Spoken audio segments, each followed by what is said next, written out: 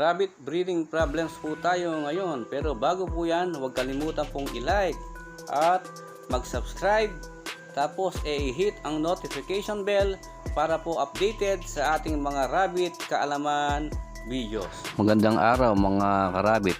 Tatalakayin natin ngayon ang mga rabbit breeding problems. Una dyan yung tinatawag na young rabbit pregnancy. Ikalawa yung overweight or underweight. Ikatlo, ang babaeng rabbit ay ayaw magpakasta. Ikaapat, ang false pregnancy. Ikalima, sterile mating. Kapag magbibreed tayo, dapat nasa 6 to 7 months ang medium size rabbit kagaya ng New Zealand.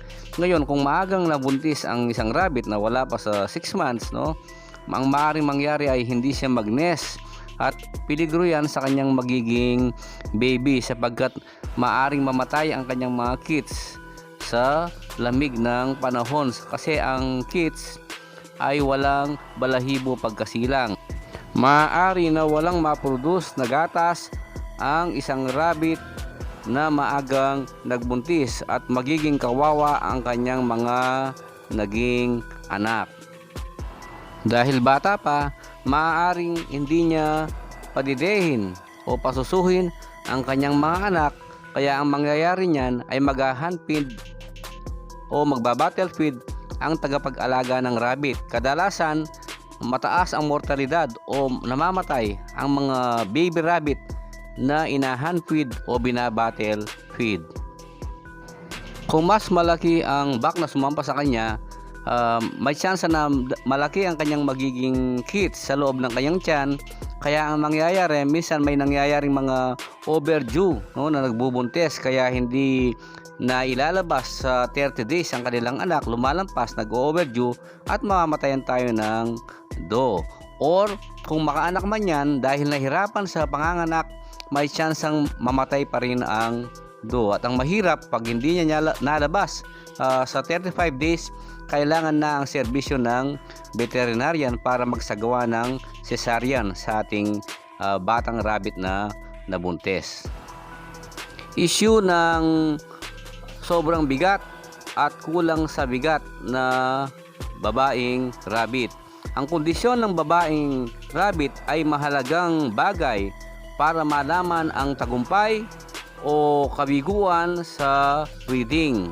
Kapag hindi maganda ang kalagayan ng babaeng rabbit, may tsansang hindi mabuo ang kanyang mga anak during mating, or kung mabuo man yan, maaaring kokonti lamang ang lalabas na mga kids pagka ito ay umanak. Maaaring 2, ganyan, 3, kokonti lamang ang litter size.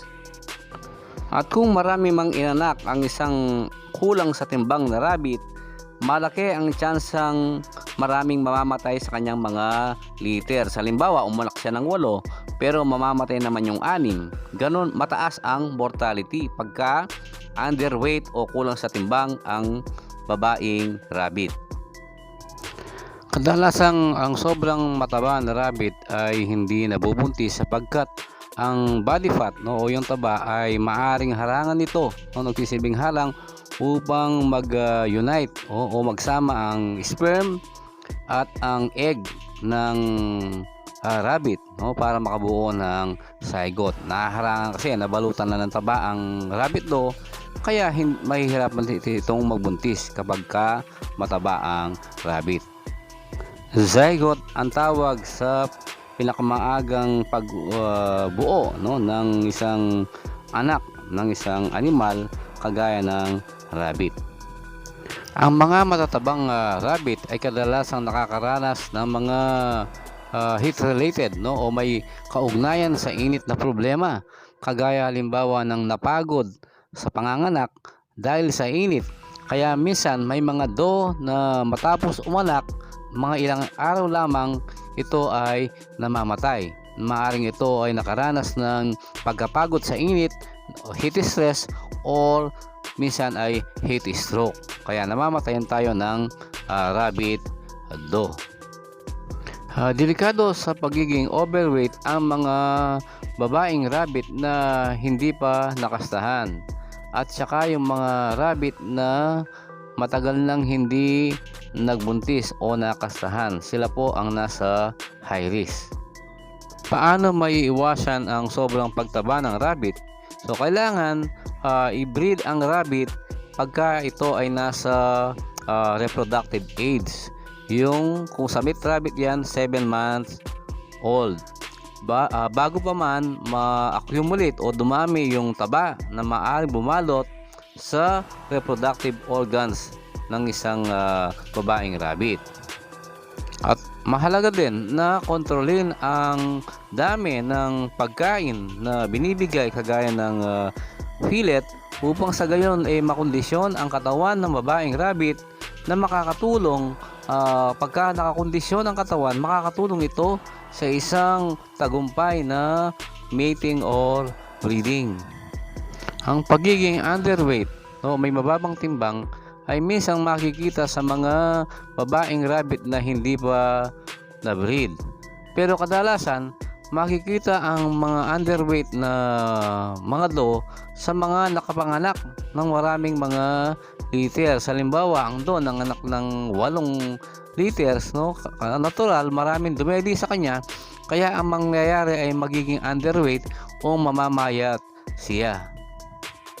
High risk o nasa delikadong kalagayan dito yung mga babaeng rabbit na 30 days matapos umanak, pinapakasta na kaagad habang dumededi pa ang mga anak niya. So sana wag tayong magpapakasta, wag tayong magmadali sa pagbibreed. 30 days pa lang naman matapos umanak, pinapabreed na natin. Hindi po maganda yan sa pagiging kondisyon ng ating rabbit do na breeder. Kaya dapat i-recover muna, no? Paano maiiwasan na maging underweight ang mother do? Ang gawin natin, no? Pag 42 days na ang kanyang kids at nawalay na yan, doon natin pwedeng i-rebreed ang mother do. Pero kung halimbawang hindi pa malusog ang mother do sa kabila na 42 days na ang kanyang mga anak, huwag nating i-breed, i-recover pa natin ng mga ilang araw hanggang sa ito ay lumusog, at pag lumusog na, doon natin siya muling i-rebreed ang mother do. 30 days kasi ang gestation period o pagbubuntis ng rabbit. Tapos pag umanak siya, 42 days ang kids, winawalay natin sa nanay niya, no? At i-recover natin bago natin i-breed. After 42 days nung mga anak niya, palusogin natin yung nanay, yung mother do, at saka doon pa lang tayo pwedeng mag-rebreed, no? Hindi ko mo sinabing 72 days period ang na pwede nating i-breed, yun ang susundin natin. Kinukonsideran din natin ang kalusugan ng mother do. Maaaring lumagpas tayo sa 72 days period, maaaring maging 80 days, 85 days, or 90 days hanggang sa lumusog ang do. Doon pa lang po tayo pwedeng mag-breed uli ng rabbit do para healthy siya. Kung gusto natin ng intensive breeding, no, minamadali natin yung pag-breed ng ating babaeng rabbit, kailangan dagdagan natin yung food intake, no? Dinadamihan natin ng food pellet, dinadamihan natin ng grass para maiwasan yung mataas na stress sa breeding situation, no? Kasi pagka hindi siya naka-recover, problema din no?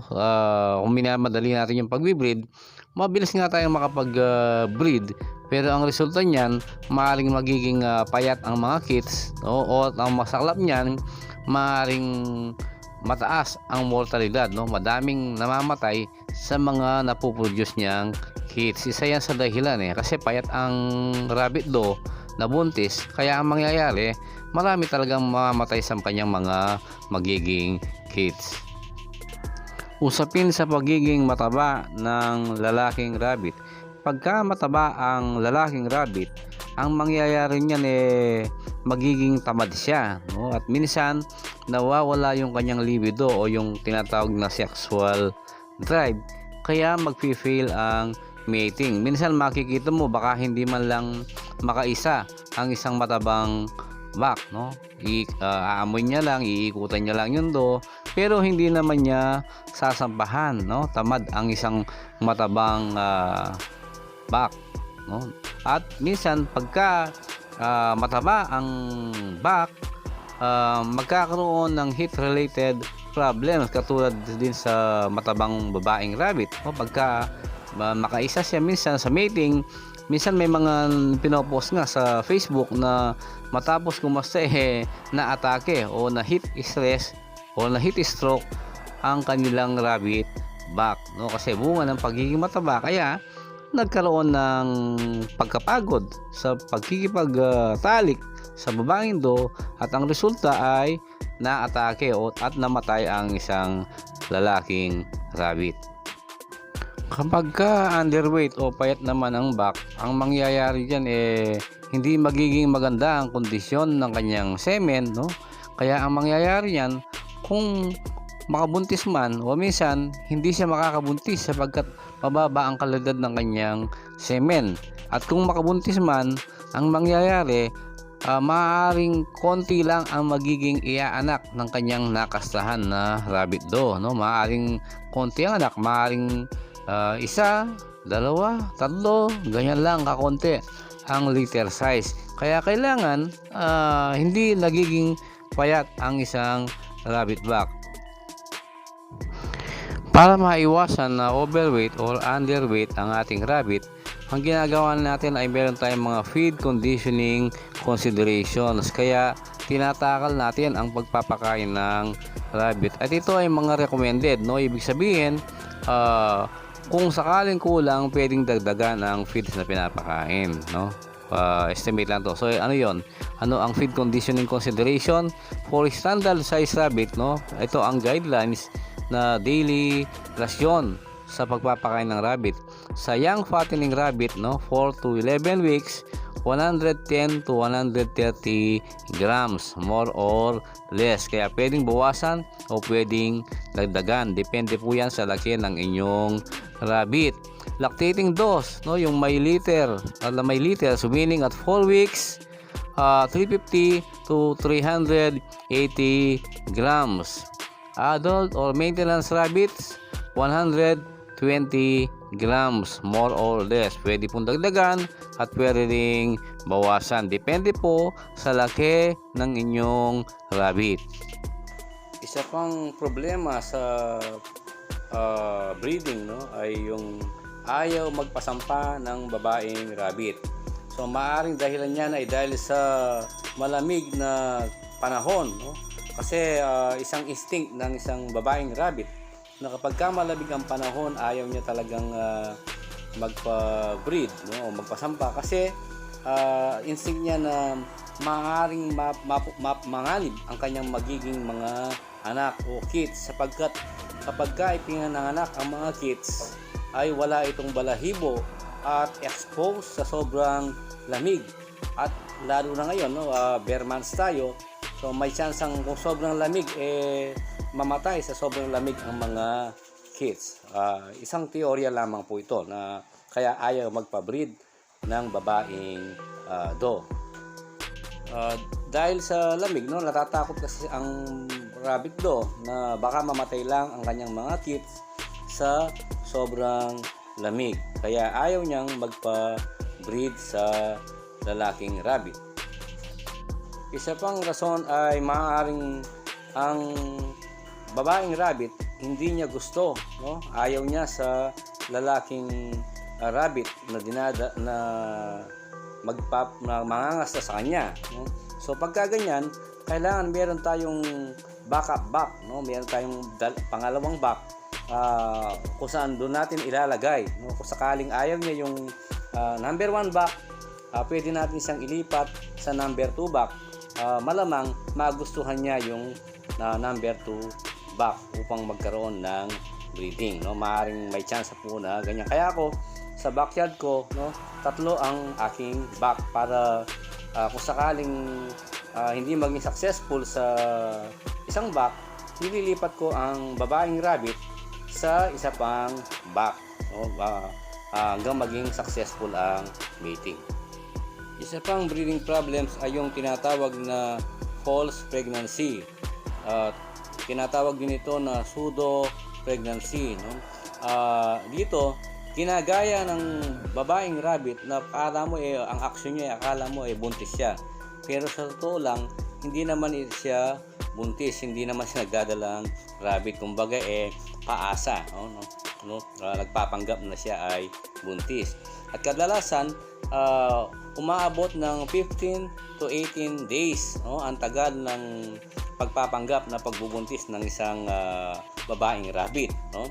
At sa panahon na ito, hindi handa na magpasampa ang isang babaeng rabbit sa duration ng kanyang pagiging false pregnancy, no? Ano ba ang mga senyales ng false pregnancy?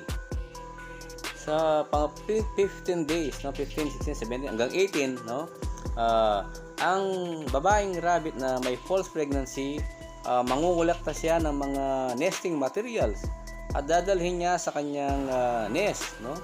At ilalagay niya yan, no? Ayusin niya sa nest. Ang mangyayari, magbubunot din siya ng kanyang balahibo sa kanyang katawan, no? Maging sa bandang dibdib niya, kung may isang dulap, sa dulap niya, bubunutin niya yung balahibo at isasama niya yan sa nest. Akala mo talagang manganganak ang may false pregnancy na babaeng rabbit. At maaari ding ma-develop o magkagatas ang ma-develop ang mammary gland, no, ng may false pregnancy na rabbit. Makita mo lolobo ang nipples niya, o yung tits ng babaeng rabbit. At panghuli, no, maaring maging aggressive ang babaeng rabbit, no, na poprotektuhan niya yung kanyang nesting site. Minsan mangagat, mangangalmot at magagrants, no? May mga sounds na parang nagagalit siya pag lumalapit ka sa kanyang cage. At ito ay magtatagal ang behavior niya ngayon sa pang 15 days, no? So 1 to 3 days. So sa 15, 16, 17 or 18 days, magiging ganun ang usual na ugali ng rabbit. Wala namang masama sa false pregnancy. Ang ano lang diyan, medyo magtatagal ang ating breeding o mating kasi kailangan mawala muna yung false pregnancy.